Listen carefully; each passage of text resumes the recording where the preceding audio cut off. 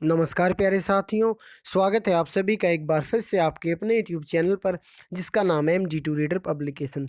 तो फ्रेंड्स, आज के इस वीडियो में सॉल्यूशन करेंगे HSSC के द्वारा जो फीमेल सुपरवाइजर ग्रेजुएट लेवल का आपका जो एग्ज़ाम लिया गया था। उस टाइम पे एडवर्टाइजमेंट 7/2016 थी, कैटेगरी नंबर 17 थी। 2016-17 के अंदर आपका ये एग्ज़ाम HSSC के द्वारा कंडक्ट कराया गया था। तो इस वीडियो में इस पूरे एग्ज़ाम का सॉल्यूशन करेंगे कंप्लीट। जो उस टाइम पे 100 क्वेश्चन आते थे, क्वेश्चन 2 मार्क्स का होता था। तो अभी आपका जनवरी में जो फीमेल सुपरवाइज़र ग्रेजुएट लेवल वाला एग्ज़ाम है, मेरे ख्याल से 16 या 17 जनवरी 2021 में वो है। तो उस परीक्षा के लिए आपका जो एग्ज़ाम है ना, ये जो क्वेश्चन पेपर है बहुत इंपॉर्टेंट हो जाता, बहुत अहम हो जाता। आपके कमेंट भी आए, इसीलिए मैं कंप्लीट सॉल्यूशन आपको करा रहा हूँ। ये शायद मॉर्निंग सेशन का पेपर है, एक इवनिंग सेशन का, वो भी आपको करा दिया जाएगा। बस आपको करना क्या है, चीज़ों को ज़्यादा से ज़्यादा शेयर करना। और चैनल पर अगर पहली बार विजिट कर रहे हैं तो आप चैनल को सब्सक्राइब कर लीजिए। और साथ ही ना सिर्फ ये पेपर कराया जा रहा है आपको, इसके अलावा और भी क्लर्क वगैरह के, ग्रुप डी के, इसके अलावा MPSW के वो पेपर भी आपको कुछ करा दिए गए हैं। IT इंस्ट्रक्टर वाले कुछ कराए जा रहे हैं रेगुलर। तो जिनकी प्लेलिस्ट मैंने बना दी है, हरियाणा जी के क्विज और मॉक टेस्ट की सीरीज भी चली हुई है, 45 वीडियो आ चुकी हैं। इस वीडियो के डिस्क्रिप्शन में मैंने लिंक दे दिया, जाइए उनको भी देखिए। तो फ्रेंड्स, आज की इस वीडियो का हमारा जो पहला प्रश्न है, इसमें पूछा गया छोटी आंत, जो हमारी स्मॉल इंस्टेंटाइन होती है, छोटी आंत किससे बनी होती है? तो इसमें ऑप्शन ए दिया हुआ है पक्वाशय, ऑप्शन बी है मध्यांत्र, ऑप्शन सी है शेषांत्र, ऑप्शन डी है यह सभी। तो फ्रेंड, जो हमारी स्मॉल इंस्टेंटाइन होती है वो हमारी इन सभी से मिलकर बनी होती। तो ऑप्शन नंबर डी यहाँ पर हमारा सही आंसर रहेगा। अगले प्रश्न की ओर बढ़ चलते हैं। खालिस्तान का अर्थ है पोशाक बनाने के दौरान कपड़े के टुकड़ों को काटने से पूर्व व्यवस्थित तरीके में आकार की माप के अनुसार डिज़ाइन बनाना है। ठीक है, तो फ्रेंड्स, इसमें ऑप्शन ए है स्टिचिंग, बी है कटिंग, सी है ड्राफ्टिंग और डी है इनमें से कोई नहीं। डैश मीन्स ड्राइंग और design according to the size of figure in a systematic way before cutting the piece of cloth while making a dress. क्योंकि ये सिर्फ महिलाओं के लिए ये पोस्ट है, तो इस प्रकार के क्वेश्चन इसमें आपको देखने को मिलेंगे। तो फ्रेंड्स, इस प्रश्न का जो सही आंसर है वो है आपका ऑप्शन नंबर सी, ड्राफ्टिंग यहाँ पर सही आंसर रहेगा, ड्राफ्टिंग। अगले प्रश्न की ओर बढ़ चलते हैं। परिवार की आवश्यकताओं, उद्देश्यों और लक्ष्यों के अनुसार अपर्याप्त परिवार संसाधनों के प्रयोग करने का ज्ञान और योग्यता क्या कहलाती है? ऑप्शन नंबर ए व्यापार प्रबंधन, ऑप्शन बी संसाधन प्रबंधन, ऑप्शन सी कार्यालय प्रबंधन, ऑप्शन डी इनमें से कोई नहीं। तो फ्रेंड्स, इस प्रश्न का जो सही आंसर है वो है ऑप्शन नंबर बी, संसाधन प्रबंधन इसका सही आंसर रहेगा। अगले प्रश्न की ओर बढ़ चलते हैं। अगला प्रश्न क्या है? हम घर को अनुपम बनाने के लिए खालिस्तान का धन, निवास स्थान, पदार्थ, समय और सामुदायिक सुविधाओं आदि के रूप में प्रयोग करते हैं। हम घर को अनुपम बनाने के लिए इसमें क्या ऑप्शन नंबर ए आएगा मानव संसाधन, या ऑप्शन नंबर बी आएगा पदार्थ संसाधन, या ऑप्शन नंबर सी आएगा गृह प्रबंधन, या ऑप्शन नंबर डी आएगा इनमें से कोई नहीं। तो फ्रेंड्स, इस प्रश्न का जो सही आंसर है ऑप्शन नंबर बी, यानी कि पदार्थ संसाधन इसका सही आंसर रहेगा। तो ये किस प्रकार से बनेगा? ये बन जाएगा कि हम घर को अनुपम बनाने के लिए पदार्थ संसाधन का धन, निवास स्थान, पदार्थ, समय और सामुदायिक सुविधाओं आदि के रूप में प्रयोग करते हैं। अगले प्रश्न की ओर बढ़ चलते हैं। कैलोरी क्या है? कैलोरी एक क्या है? कैलोरी हमारी 1 ग्राम पानी का तापमान 1 डिग्री सेल्सियस बढ़ाने के लिए जो आवश्यक ऊर्जा होती है उसकी मात्रा को हम कैलोरी कहते हैं। अगर मैं इसको इंग्लिश में बात करूं, the amount of energy needed to raise the temperature of 1 gram of water by 1 degree Celsius is called calorie. एक कैलोरी की ये डेफिनेशन मैंने आपको बताई। तो इसमें ऑप्शन नंबर ए आपका सही आंसर रहेगा। इस चीज़ का आप ध्यान रखेंगे। अगले प्रश्न की ओर बढ़ चलते हैं। फल, सब्जियां और अनाज प्रबल स्रोत हैं। किसका प्रबल स्रोत है? ऑक्सीजन रोधी का, मुक्त मूलक के, संतृप्त वसा के। संतृप्त वसा को आप सैचुरेटेड फैट कहते हैं। ठीक है, ऑप्शन नंबर डी असंतृप्त वसा, जिसको आप अनसैचुरेटेड फैट कहते हैं। ऑप्शन ए है ऑक्सीकरण रोधी के, यानी कि एंटीऑक्सीडेंट्स के। ऑप्शन नंबर बी है मुक्त मूलक के, यानी कि फ्री रेडिकल्स के। तो फ्रेंड्स, इस प्रश्न का जो सही आंसर रहेगा वो आपका ऑप्शन नंबर डी, मुक्त मूलक यानी कि फ्री रेडिकल्स। फल, सब्जी और अनाज फ्री रेडिकल्स के प्रबल स्रोत हैं। अगला प्रश्न है। एक वसा विलेय विटामिन जो स्कंदन में शामिल है। स्कंदन होता है ब्लड क्लोटिंग, स्कंदन को आप बोलते हैं कोगुलेशन या blood clotting. One of the fat soluble, जो वसा में घुलनशील विटामिन है, इन्वॉल्व इन कोगुलेशन। देखिए दोस्तों, मैंने इसकी एक ट्रिक बताई थी, WBC याद रखिए। वाटर सोल्यूबल जो हमारे विटामिन है वो बी और सी हैं, लेकिन यहाँ पर फैट सोल्यूबल पूछा है, तो जो हमारे बी और सी को छोड़कर बच गए ए और आपका उसके अलावा डी, ई, के, ये सभी विटामिन हमारे फैट सोल्यूबल हैं। तो इन चार में से हमारा एक ऑप्शन है। तो इसमें पूछा है कि ब्लड क्लोटिंग के लिए हमारा जो महत्वपूर्ण है वो विटामिन के है, तो ऑप्शन नंबर डी यहाँ पर आपका सही आंसर हो जाएगा। अगला प्रश्न, 8वां प्रश्न, आहार में थायमिन विटामिन B1 की कमी के कारण कौन सा रोग होता है? फ्रेंड्स एक बात मैं बता दूं, जो भी फीमेल सुपरवाइजर के एग्ज़ाम की तैयारी कर रहा है, क्योंकि ये बच्चों से जुड़ी हुई पोस्ट है और आंगनवाड़ी से जुड़ी हुई पोस्ट है, तो इसमें आपको जो है विटामिन से जुड़ी हुई, आहार से जुड़ी हुई जो चीज़ें हैं वो याद करनी होंगी, जो आपके एग्ज़ाम के लिए काफ़ी ज़रूरी रहेंगी। तो आहार में थायमिन B1 की कमी के कारण कौन सा रोग होता है? इसका जो सही आंसर रहेगा B1 से बेरी होता है। अगले प्रश्न की ओर बढ़ चलते हैं, अपचनीय खाद्य पदार्थ। 9वां प्रश्न है, अपचनीय खाद्य पदार्थ जो वृद्धांत्र में कुछ जीवाणुओं की वृद्धि और कार्य को प्रेरित करते हैं, वो क्या कहलाते हैं? Option number A prebiotics, option B probiotics, option C अविलेय fibre, option D cellulose. 9th question है, इसमें non digestible food ingredients that stimulate the growth and activity of certain bacteria in the colon are called. इसका जो सही answer रहेगा option number D cellulose रहेगा। अगले प्रश्न की ओर बढ़ चलते हैं, आवश्यक वशीय अम्ल जो आहार से व्युत्पन्न होने चाहिए वो क्या कहलाते हैं? तो फ्रेंड्स ये जो 10th क्वेश्चन है इसका सही आंसर रहेगा ऑप्शन नंबर ए लिनोलिक और अल्फा लिनोलिक अम्ल इन्हें हमें कहेंगे। अगला प्रश्न देख लेते हैं क्या कह रहा है, निम्नलिखित सभी स्कर्वी से संबंधित हो सकते हैं सिवाय। तो स्कर्वी पैरों में कोमलता और सूजन, अतिसार और जवर, भूख में कमी और चिड़चिड़ापन, बदली मानसिक स्थिति प्रथम लक्षण है। तो फ्रेंड्स 11th जो क्वेश्चन है इसका जो सही आंसर है वो बदली मानसिक स्थिति प्रथम लक्षण है। स्कर्वी से संबंधित हो सकते हैं सिवाय, देखिए जो स्कर्वी रोग होता है विटामिन सी की कमी से होता है। ए से रतौंधी, बी से बेरीबेरी, सी से स्कर्वी, डी से रिकेटस और ई से रक्त थक्का न जमना जिसे आप कहते हैं ब्लड क्लॉट, माफ़ कीजिए के से, ई से हमारा बांझपन होता है। तो यहाँ पर जो स्कर्वी है उसमें क्या होता है, पैरों में सूजन आ जाती है, अतिसार और जवर बुखार हो जाता है, ठीक है, इस जिसे अतिसार को हम डायरिया कहते हैं, भूख में कमी और चिड़चिड़ापन आ जाता है। अगले प्रश्न की ओर बढ़ चलते हैं, टॉय एज जिसे आप खिलौना अवस्था कहते हैं वो किससे संदर्भित है? शैशव अवस्था से, उत्तर बाल्यावस्था से, प्रारंभिक बाल्यावस्था से या उपरोक्त सभी? तो फ्रेंड्स इसका जो सही आंसर है वो प्रारंभिक बाल्यावस्था। जो प्रारंभिक बाल्यावस्था होती है बच्चे की उसे हम टॉय एज के नाम से जो है जानते हैं, क्योंकि इस अवस्था में बच्चा क्या है जो टॉय खेलने पर ज़्यादा फोकस करता है। अगले प्रश्न की ओर बढ़ चलते हैं, 13th क्वेश्चन है, अधिगम खालिस्तान संज्ञात्मक विकास पर निर्भर करता है। ऑप्शन ए हमेशा के लिए, ऑप्शन बी अनिश्चित, ऑप्शन सी कभी भी कभी कभी, ऑप्शन डी कभी नहीं। तो फ्रेंड्स इस प्रश्न का जो सही आंसर है वो आपका ऑप्शन नंबर ए रहेगा, हमेशा। अधिगम हमेशा संज्ञानात्मक विकास पर निर्भर करता है। अगला प्रश्न है, पियाजे ने संज्ञानात्मक विकास की कितनी अवस्थाएं जो हैं सुझाई हैं? ऑप्शन ए 2 अवस्थाएं, ऑप्शन बी 4 अवस्थाएं, ऑप्शन सी 6 अवस्थाएं, ऑप्शन डी 7 अवस्थाएं। तो जो पियाजे हैं उन्होंने संज्ञानात्मक विकास की 4 अवस्थाएं जो हैं सुझाई हैं। अगले प्रश्न की ओर बढ़ चलते हैं, निम्न में से कौन सा एक सूक्ष्म गति कौशल का उदाहरण है? ऑप्शन ए दौड़ना, बी चढ़ना, सी उछलना, डी लिखना। सूक्ष्म गति कौशल का उदाहरण रहेगा हमारा 15th क्वेश्चन का ऑप्शन नंबर डी लिखना। अगला प्रश्न है, आनुवंशिकता की इकाई है क्रोमोसोम, निषेचित कोशिका, जीन या फिर जाइगोट? ठीक है, तो जो आनुवंशिकता की जिसे आप क्या कहते हैं हेरिडिटी कहते हैं, क्रोमोसोम, फर्टिलाइज्ड सेल या फिर जीन या फिर जाइगोट। तो इस प्रश्न का जो सही आंसर है 16th क्वेश्चन का वो आपका ऑप्शन नंबर सी रहेगा, जीन। आनुवंशिकता की इकाई क्या है? वो जीन है। बच्चे का पहला शिक्षक कौन माना जाता है? बच्चे का पहला शिक्षक उसकी माता मानी जाती है। अगले प्रश्न की ओर बढ़ चलते हैं, ये सुमेलित करना हरियाणा जीके का क्वेश्चन है, कनुआ का मेला कहाँ पर लगता है? कपाल मोचन का या गोपाल मोचन का मेला कहाँ पर लगता है? बैसाखी मेला कहाँ पर लगता है? छड़ियों का मेला कहाँ पर लगता है? तो जो कनुआ का मेला वो हमारा फरीदाबाद के अंदर लगता है, ये बिल्कुल सही है।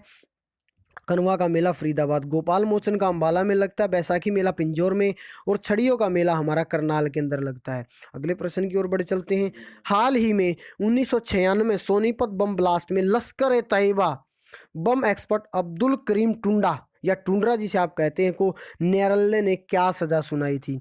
तो इनको जो है आजीवन कारावास की सज़ा सुनाई थी। उस समय का करंट का प्रश्न है साथियों, जिस समय ये पेपर जो है एचएसएससी के द्वारा कंडक्ट कराया गया था, लिया गया था। पिंजौर गार्डन आप सभी जानते हैं, पिंजौर पंचकुला के अंदर स्थित है। इसके वास्तुकार कौन है? ये क्वेश्चन मैं आपकी जो हमारी मैं कह रहा हूँ हरियाणा जीके क्विज और मॉक टेस्ट की सीरीज चली वहाँ पर करा चुका हूँ।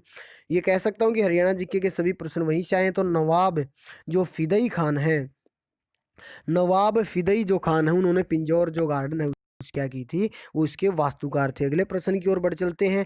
हरियाणा विद्यालय शिक्षा मंडल की स्थापना कब हुई? हरियाणा विद्यालय शिक्षा मंडल की स्थापना option A 1979, option B 1961, option C 1969, option D 1963। देखिए फ्रेंड्स, जो हरियाणा राज्य गठन हुआ था 1 नवंबर 1966 का हुआ, तो 1961 आंसर नहीं होगा, 1963 आंसर नहीं होगा। तो ए और सी में से हमारे ऑप्शन है, तो इसका जो सही आंसर ऑप्शन नंबर सी रहेगा, 1969 इसका सही आंसर रहेगा। हरियाणा का कुल क्षेत्रफल 44,212 किलोमीटर। पहली सीएनजी डेमू ट्रेन कहाँ से कहाँ तक चली थी? ये रेवाड़ी से रोहतक तक चली थी, आप सभी जानते हैं। पहली सीएनजी डेमू ट्रेन हरियाणा राज्य में रेवाड़ी से रोहतक के बीच में चली थी। बड़खल झील फरीदाबाद के अंदर स्थित है। तो हाल ही में हरियाणा में हाल ही में हर्षित दहिया की हत्या कहाँ पर हुई थी? वो क्या थी?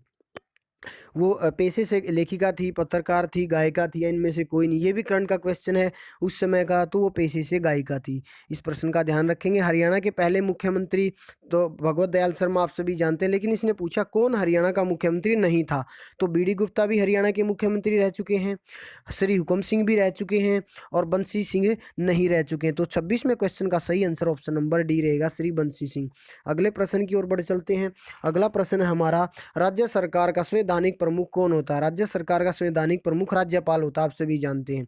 अगला प्रश्न है, प्रसिद्ध बीबीपुर व नजफगढ़ नामक जिले हरियाणा के किस प्राकृतिक क्षेत्र में स्थित हैं? ये हरियाणा के मैदानी क्षेत्र में स्थित हैं। प्रसिद्ध बीबीपुर और नजफगढ़ झील की अगर मैं बात करता हूँ तो ये मैदानी जिले में आती है या मैदानी क्षेत्र में आती हैं। हरियाणा की वंडर गर्ल 13 वर्षीय जाह्नवी पवार हाल ही में समाचार में है, वे किस जिले से संबंध रखती हैं?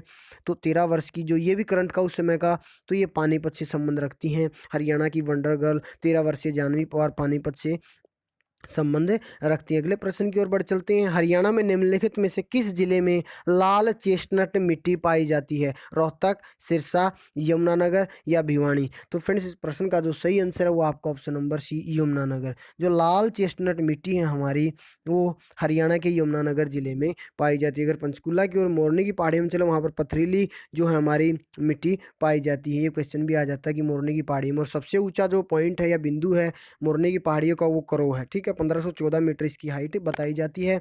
अभी जो महाराजा सूरजमल की पत्नी, देखिए कितना डीप में क्वेश्चन पूछा है। महाराजा सूरजमल की पत्नी महारानी किशोरी संबंधित थी, पूछ लिया कि वो कहाँ से संबंध रखती थी?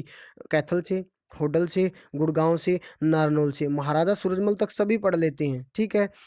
इनको जो है अफलातून भी कहा, किसानों का अफलातून के नाम से राजा या महाराजा सूरजमल को जाना जाता था, ठीक है। लेकिन इनकी पत्नी के बारे में पूछ लिया कहाँ से संबंध रखती हैं, वो होडल से रखती थी, होडल से। अगले प्रश्न की ओर बढ़ चलते हैं। हरियाणा में नवग्रह कुंड कैथल के अंदर, आप सभी जानते हैं गुरुद्वारों का शहर भी कैथल को कहा जाता है। गुरुद्वारा मंजी साहिब भी कैथल के अंदर है। NDRI national dairy research institute कहाँ पर है? करनाल के अंदर है, और इसकी स्थापना 1955 ईस्वी में जो करनाल के अंदर एनडीआरआई की स्थापना हुई थी। हरियाणा के स्वतंत्रता सेनानी पंडित नेकीराम शर्मा का जन्म रोहतक के कैलंगा गांव में हुआ था। ये प्रश्न कई बार करा चुका हूं, और ये 4 सितंबर 1887 ईस्वी को हुआ था। अगले प्रश्न की ओर बढ़ चलते हैं। इसमें क्या कह रहा है? पहली महिला पर्वतारोही जिसने 2 बार माउंट एवरेस्ट पर चढ़ाई की, वो संतोष यादव हैं। कौन है? संतोष यादव हैं। ये आईटीबीपी की महानिदेशक भी रही हैं। हरियाणा संवाद पत्रिका का संबंध किस विभाग से है? जन एवं सूचना एवं जनसंपर्क विभाग से हरियाणा संवाद पत्रिका का संबंध है। खेलों के क्षेत्र में विकास यादव का संबंध बॉक्सिंग से है। हरियाणा का सबसे बड़ा व पुराना रेलवे जंक्शन रेवाड़ी है। महाभारत में भीष्म का नाम देवव्रत था। अभी लॉकडाउन में सभी ने महाभारत देखी, बहुत इजी क्वेश्चन है। Haryana Saraswati heritage development board के चेयरमैन मनोहर लाल खट्टर हैं। ये पुराना क्वेश्चन है, पिछले कार्यकाल का है, अभी से इसका कोई लेना देना नहीं, अब कोई और हो सकता है। राज्यसभा में हरियाणा राज्य के प्रतिनिधियों की संख्या क्या है? वो 5 है। अगले प्रश्न की ओर बढ़ चलते हैं। निम्न में से कौन सा मंत्री चुनाव क्षेत्र नारनौल से संबंध रखता है? कैप्टन अभिमन्यु। अभी वो हारे हुए हैं, अभी वो जीते नहीं हुए, पुराना क्वेश्चन है। 43 की ओर बढ़ चलते हैं। इसमें क्या पूछ रहा? गांधी जी ने किसे मीराबेन का नाम दिया था मेडिलिन स्लेड। ऑप्शन नंबर 20 का सही आंसर रहेगा मेडिलिन स्लेड को गांधी जी ने क्या नाम दिया था? उन्होंने नाम दिया था मीरा बेन। अगले प्रश्न की ओर बढ़ चलते हैं। लक्षद्वीप जो टापू है वो कहाँ पर स्थित है? लक्षद्वीप हमारा टापू अरब सागर के अंदर स्थित है। कहाँ पर स्थित है? अरब सागर के अंदर स्थित है। अगला प्रश्न, किस सरकार ने क्लाइमेट रेजिलिएंट डेवलपमेंट इनिशिएटिव के लिए सस्टेनेबल एक्शन लॉन्च किया? Option A Gujarat, option B Kerala, option C Tamil Nadu और ऑप्शन डी आपका असम। तो फ्रेंड्स इस प्रश्न का जो सही आंसर रहेगा वो आपका ऑप्शन नंबर डी रहेगा, असम इसका सही आंसर रहेगा। अगले प्रश्न की ओर बढ़ चलते हैं। पुरुष एकल श्रेणी में 2017 विंबलडन का खिताब किसने जीता? ये भी उस टाइम का करंट का प्रश्न है। तो फ्रेंड्स अगर आप एचएसएससी के अभी पेपर की तैयारी कर रहे हैं तो करंट को अपने को रेडी रखें, एक दो क्वेश्चन वहाँ से भी पूछा जा सकता है। हालांकि इस पेपर में 5 से 6 क्वेश्चन करंट के हैं। तो रॉजर फेडरर इसका सही आंसर रहेगा, जिन्होंने 2017 विंबलडन का खिताब जीता था। अगला प्रश्न है, सूर्य के चारों तरफ उच्चतम गति से घूमने वाला ग्रह जो सबसे नज़दीक है वही ज़्यादा जल्दी मैं कह सकता हूँ कि घूमेगा। तो जो बुध है वो सूर्य के चारों ओर अधिकतम गति से घूमता है। ठीक है, बुध, उसके बाद शुक्र, फिर पृथ्वी। उत्तराखंड कब अस्तित्व में आया? ऑप्शन ए 9 नवंबर 2000, ऑप्शन बी 9 नवंबर 2005, ऑप्शन सी 17 अक्टूबर 2000, ऑप्शन डी 17 अक्टूबर 2005। जो उत्तराखंड है वो हमारा 9 नवंबर 2000 को अस्तित्व में आया था। ऑप्शन ए सही आंसर रहेगा। भारत की संविधान सभा की ड्राफ्ट समिति के अध्यक्ष कौन थे? सभी जानते हैं, भीमराव अंबेडकर थे। अगले प्रश्न की ओर बढ़ चलते हैं। जनसंख्या और क्षेत्रफल के संदर्भ में एशिया का सबसे छोटा देश, जनसंख्या और क्षेत्रफल के संदर्भ में एशिया का सबसे जो छोटा देश है वो मालदीव है। कौन सा है? मालदीव है। और एशिया का मरीज किसे कहा जाता है? वो चीन को कहा जाता है। तो ये साथ ही साथ आपको एक्स्ट्रा क्वेश्चन भी कराए जा रहे हैं, आपको शेयर करना है चीज़ों को। निम्नलिखित में से कौन सी भारत की सबसे लंबी नदी है? गंगा, ब्रह्मपुत्र, गोदावरी, नर्मदा। तो भारत की जो सबसे लंबी नदी है वो कौन सी है? वो गंगा है, गंगा। देखिए, हालांकि ब्रह्मपुत्र, लेकिन ब्रह्मपुत्र पूरी तरीके से भारत में नहीं बहती है, तो इसने भारत की पूछा तो गंगा आंसर आ जाएगा। अगले प्रश्न की ओर बढ़ चलते हैं। उस शब्द का चयन कीजिए जो अन्य से भिन्न है। रीजनिंग आ गई, एशिया, ऑस्ट्रेलिया, यूरोप, तो यहाँ पर आप सभी देखेंगे चीन सही आंसर रहेगा, देश का नाम है, बाकी ये सभी हमारे क्या है आप सभी जानते हैं। अगला जो क्वेश्चन है वो क्या है? रीजनिंग से है। इसमें श्रेणी को कंप्लीट करना है आपको। 145, 80, 65, 15, यहाँ पर 50 आंसर आ जाएगा जी आपका। फिर रीजनिंग से है, ठीक है, ZNJV जिस प्रकार से अनुपात में YMIU के, उसी प्रकार BLJW किसके रहेगा? ये रहेगा AKIV। ऑप्शन डी यहाँ पर सही आंसर हो जाएगा। निम्न शब्दों को अर्थपूर्ण क्रम में व्यवस्थित कीजिए। 5 हैं, पांचों को अर्थपूर्ण क्रम में व्यवस्थित करना है। तो सबसे पहला आ जाएगा ऑर्डर, फिर आएगा कुकिंग, फिर आएगा हमारा ईटिंग, फिर आएगा हमारा बिलिंग और फिर आएगा पेमेंट। तो ऑप्शन ए यहाँ पर सही आंसर हो जाएगा। अगले प्रश्न की ओर बढ़ेंगे। ये फिर रीजनिंग से 56 क्वेश्चन है, इसका सही आंसर ऑप्शन नंबर सी रहेगा। फिर मैथ्स, ये फिर रीजनिंग का क्वेश्चन है, इसमें हमारा फॉर्मूला लगेगा टी मतलब total T is equal to L plus R left से और फिर राइट से और -1, ये फार्मूला इसमें लग जाएगा और आपका जो आंसर आ जाएगा। फिर आपका जो है दिशाओं से संबंधित रीजनिंग का क्वेश्चन है कि एक व्यक्ति पूर्व की तरफ चलता है, फिर बाएं मुड़ जाता है, फिर दाएं मुड़ जाता है, पुनः दाएं मुड़ता है, तो दाएं मुड़ जाता है, अतः अंत में वह किस दिशा में सम्मुख है? तो वह पश्चिम दिशा में सम्मुख है।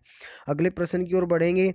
ये मैथ्स के क्वेश्चन का सोल्यूशन भी कराया जा सकता है, अगर आप कमेंट बॉक्स में कमेंट करेंगे तो एक वीडियो अलग से इनकी लेंगे सभी क्वेश्चन की। ये रीजनिंग का है। इसमें जो 59 क्वेश्चन है आपका, इसका जो सही आंसर रहेगा वो आपका ऑप्शन नंबर क्या रहेगा? सी रह जाएगा जी, option number C. 16th question है, इसमें क्या निकालना है? HCF हाईएस्ट कॉमन फैक्टर इसमें निकालना है। कभी LCM पूछ लेता, कभी HCF। तो इस प्रश्न का जो सही आंसर ऑप्शन नंबर बी रहेगा। अगला प्रश्न है 61वां क्वेश्चन है, इसमें जो सही आंसर आपका रहेगा 61 क्वेश्चन है, तो 61 का सही आंसर आपका ऑप्शन नंबर डी रहेगा, 16 इसका आंसर आ जाएगा। यहाँ पर फिर ये प्रॉफिट एंड लॉस से मैं कह सकता हूँ, या फिर क्रय मूल्य और विक्रय मूल्य से ये प्रश्न है। 13 कुर्सियां तथा 5 टेबल 8280 रुपये में खरीदे गए। यदि एक टेबल की औसत कीमत 1227 हो तो एक कुर्सी की औसत कीमत क्या होगी? वो 165 रुपये होगी। इजी क्वेश्चन है। एक संख्या जब 13 से गुणा की गई तो 180 बढ़ गई, तो वह संख्या क्या होगी? वह संख्या 15 हो जाएगी जी, ऑप्शन नंबर सी आंसर है। 64 की ओर बढ़ चलते हैं। किसी संख्या के 31% तथा उसी संख्या के 13% का अंतर 576 होता है, तो वह संख्या क्या होगी? वह संख्या हो जाएगी हमारी 64 है, वह संख्या हमारी ऑप्शन नंबर ए 3200 हो जाएगी। अगले प्रश्न की ओर बढ़ चलते हैं। यदि x बराबर 1/3y, उसके बाद एक्स बराबर 1/3 वाई, वाई बराबर 1/2 जेड। तो इसमें क्या करना, हमें रेशियो बताना है, X ratio Y ratio Z. तो इस प्रश्न का जो सही आंसर होगा 65 क्वेश्चन है, इसका सही आंसर ऑप्शन नंबर बी हो जाएगा जी। ऑप्शन नंबर बी 1, 3, 6 इसका सही आंसर होगा। अगले प्रश्न की ओर बढ़ चलते हैं।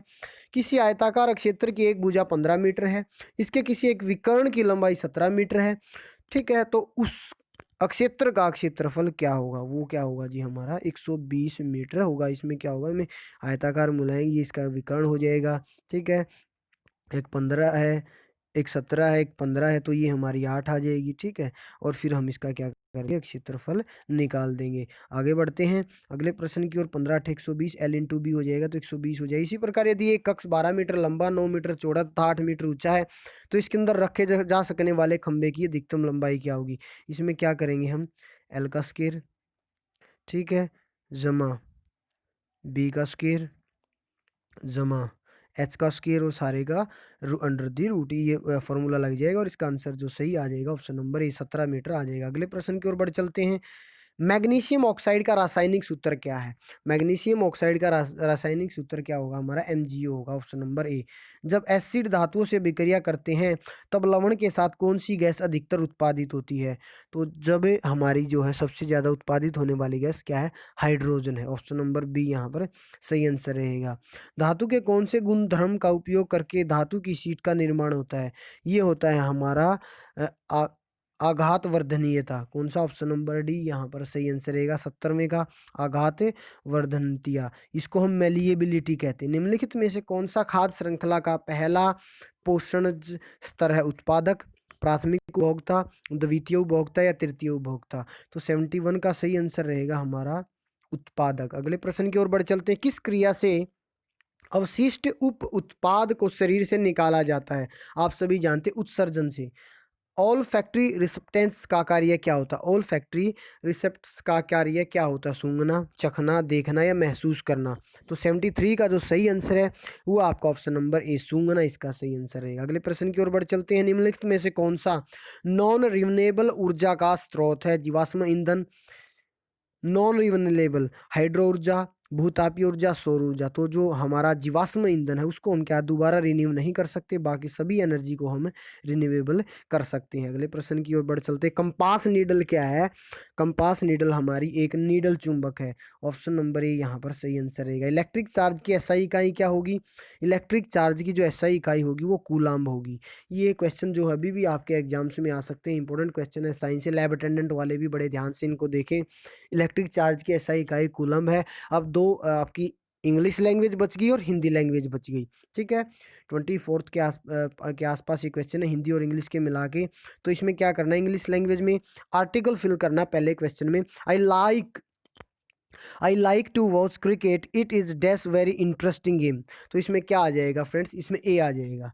आई like to watch cricket, it is a very interesting game.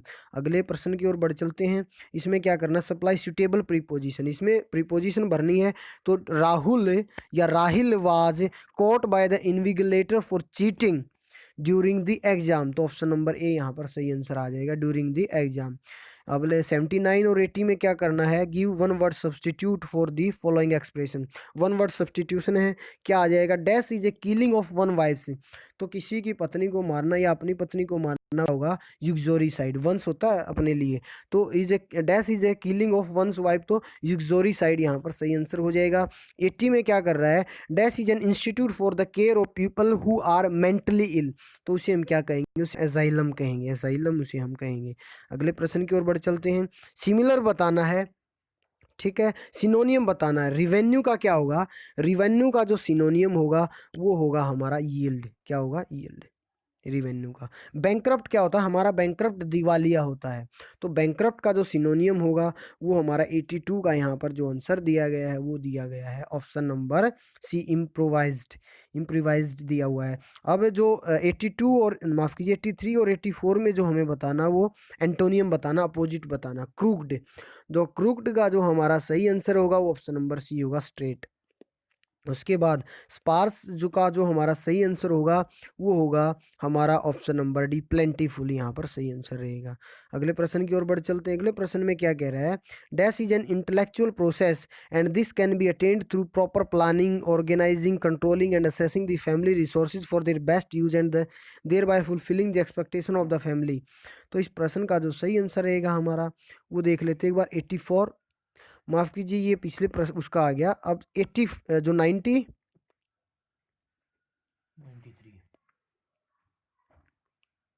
85 में आ गए हम, 84 तक हो गया। तो 85 से हमारी हिंदी जो लैंग्वेज है वो स्टार्ट हो जाती है। अधिका अधिक का संधि विग्रह क्या है?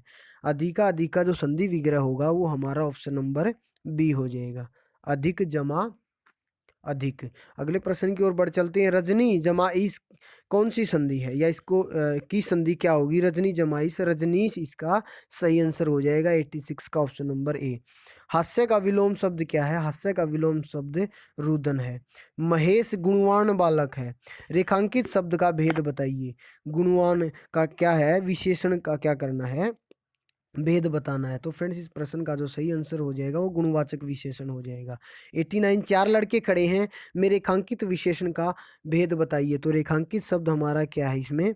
चार। तो इस प्रश्न का जो सही आंसर है वो निश्चित संख्यावाचक विशेषण है, क्योंकि एक निश्चित संख्या है। थोड़े दिनों में नौकरानी ने अपना खालिस्तान शुरू कर दिया। योग्य मुहावरे से वाक्य को पूरा कीजिए। थोड़े ही दिनों में नौकरानी ने अपना रंग दिखाना शुरू कर दिया। दुखी को और दुखी करना, मुहावरे का अर्थ घाव पर नमक छिड़कना। 92 या 92 जो क्वेश्चन निम्न में से किस शब्द की वर्तनी सही है? आजीविका की वर्तनी सही है। अगले प्रश्न की ओर बढ़ चलते हैं। 93 क्वेश्चन है, इसमें क्या आ जाएगा? 93 में हमारा ऑप्शन नंबर बी, गृह प्रबंधन यहाँ पर सही आंसर आ जाएगा। अगले प्रश्न की ओर बढ़ चलते हैं। रेयान, नायलॉन, पॉलिएस्टर और एक्रिलिक खालिस्तान फाइबर है, ये क्या हमारे कृत्रिम क्या है? फाइबर है, कृत्रिम। अगले प्रश्न की ओर बढ़ चलते हैं। खालिस्तान तंतु का प्रयोग मुख्यतः बोरी, शॉपिंग बैग, रस्सी, गलीचा आदि बनाने के लिए किया जाता। तो जूट का प्रयोग क्या किया जाता? बोरी बनाने में, शॉपिंग बैग इत्यादि बनाने में। फाइबर से यौन बनाने की प्रक्रिया क्या कहलाती है? फाइबर से यौन बनाने की प्रक्रिया स्पिनिंग कहलाती है। स्पिनिंग ऑप्शन नंबर सी यहाँ पर सही आंसर होगा। अनुसंधान को इस रूप में वर्गीकृत किया जा सकता है। तो अनुसंधान को जो है उपरोक्त सभी में जो है क्या किया जा सकता है? वर्गीकृत किया जा सकता है। आधार, व्यवहारिक और कार्य अनुसंधान, दार्शनिक, ऐतिहासिक सर्वेक्षण और प्रायोगिक अनुसंधान, मात्रात्मक और गुणात्मक अनुसंधान। अगले प्रश्न की ओर बढ़ चलते हैं। 98 क्वेश्चन है, सूची 1 को सूची 2 के साथ क्या करना, हमें मिलान करना है। ठीक है, 98 क्वेश्चन है, मिलान करना है। संरचनात्मक साक्षात्कार, असंरचनात्मक साक्षात्कार, केंद्रीभूत साक्षात्कार, नैदानिक साक्षात्कार। तो इसमें इस प्रश्न का जो सही आंसर रहेगा वो हमारा रहेगा ऑप्शन नंबर ए, यानी कि ए का 4 हो जाएगा, बी का पहला, सी का दूसरा और डी का तीसरा। सेकंड लास्ट क्वेश्चन है, निम्न में से कौन से विकल्प आधुनिक समाज में अनुसंधान के मुख्य कार्य हैं? ज्ञान में उन्नति के साथ गति बनाए रखना, नई चीजें खोजना, पूर्व लेखनों पर समीक्षा लिखना, या फिर वास्तविकता के साथ अन्वेषणों, स्रोतों का व्यवस्थित परीक्षण और आलोचनात्मक विश्लेषण करना। तो फ्रेंड्स इस प्रश्न का जो सही आंसर है ऑप्शन नंबर डी, दूसरा, तीसरा और चौथा इसमें बिल्कुल सही रहेगा। लास्ट क्वेश्चन है आज का, निम्न में से कौन सा कथन सही है? तो फ्रेंड्स इस प्रश्न में जो सही कथन है ऑप्शन नंबर आपका डी है। क्या है? ऑप्शन नंबर डी बिल्कुल सही रहेगा। पाठ्यक्रम पाठ्य चर्चा का एक भाग है। तो ये जो आपका फीमेल सुपरवाइजर का पेपर जो ग्रेजुएट लेवल था उसका सॉल्यूशन इस वीडियो में कराया गया। तो इसी प्रकार रेगुलर जो है आपको हर रोज एक प्रीवियस ईयर पेपर एचएसएससी का कराया जाएगा। आज की इस वीडियो में फिलहाल इतना ही, धन्यवाद।